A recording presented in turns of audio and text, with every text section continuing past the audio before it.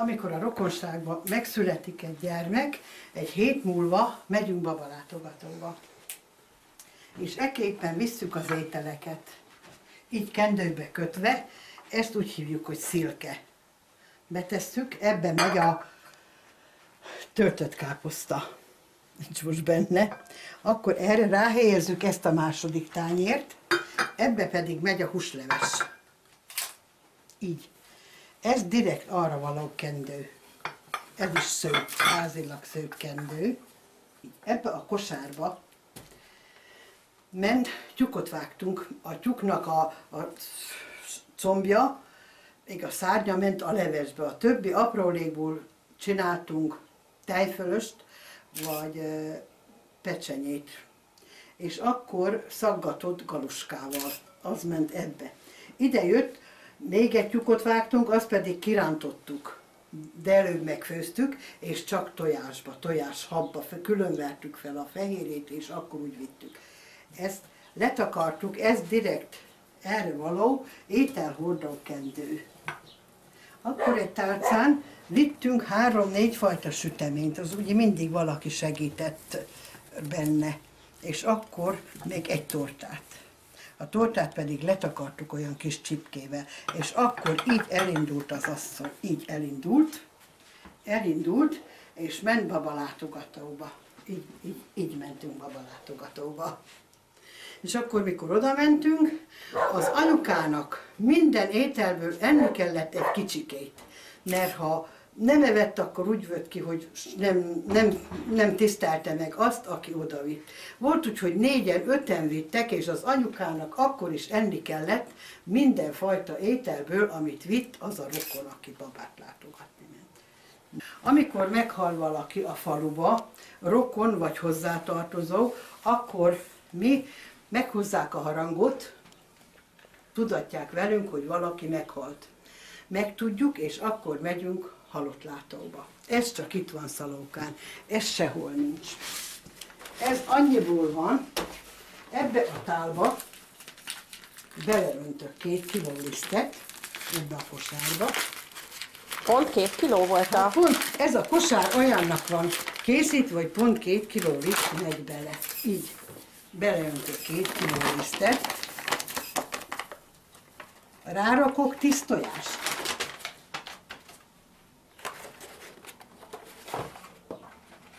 Mondjuk most itt 9 van. Az egyet betettem a tulóba.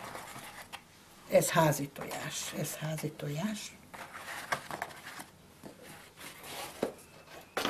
Ezt most, ez minden családnál megvan ez a kendő. Hol piros, hol kék, de általában kékkel visszük, mert ugye ha halott van, akkor nem piros kockás kendőt viszünk. Akkor egy másik táskába megfogunk egy tyúkot, és azt is viszük a halottas házhoz. De tiszta fekete ruhába megyünk, bekötjük a fejünket fekete kendővel, fekete ruhát és fekete cipőt, fekete harisnyát, így megyünk nem templomba, hanem halott látni, így megyünk. És ezt, amit elviszünk, ott maradunk, és a tyúkot megpucoljuk, feldaraboljuk, ezt lerakják egy darabig, és másnap reggel megfőzünk pecsenyének 25-20 tyúkot, attól függ mi, hol, milyen nagy a rokonság, megpucolunk. Másnap megfőzzük pecsenyének. Az aprólékokat reggelire megcsináljuk, és az olyan, hogy csak kenyérrel mártjuk, és töltött káposzta van reggelire. Ez azoknak, akik a háznál tevékenykednek.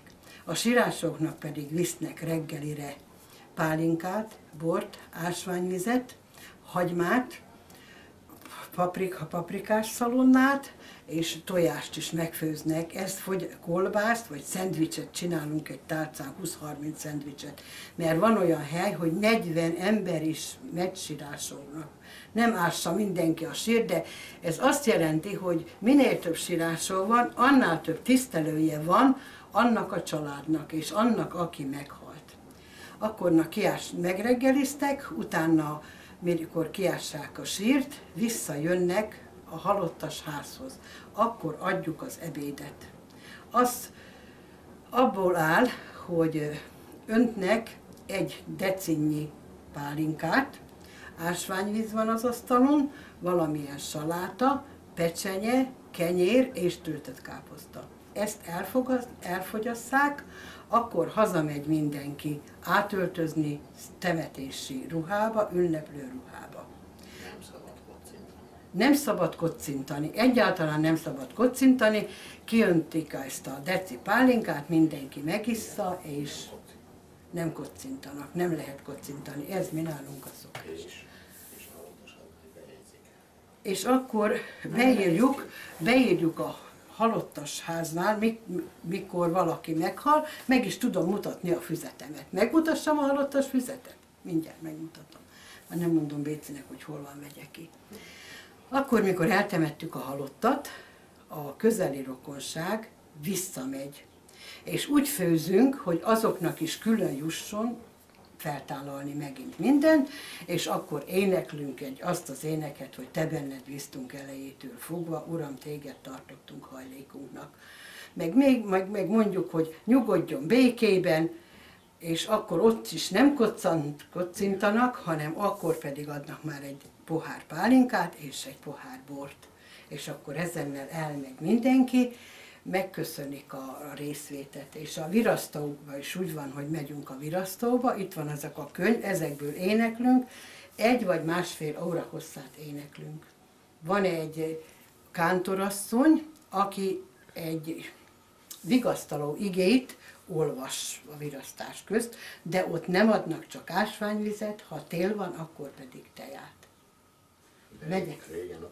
Régen adtak pálinkát, régen adtak bort, de most már nem. Régen még húslevest is főztek, tyúkhúslevest, meg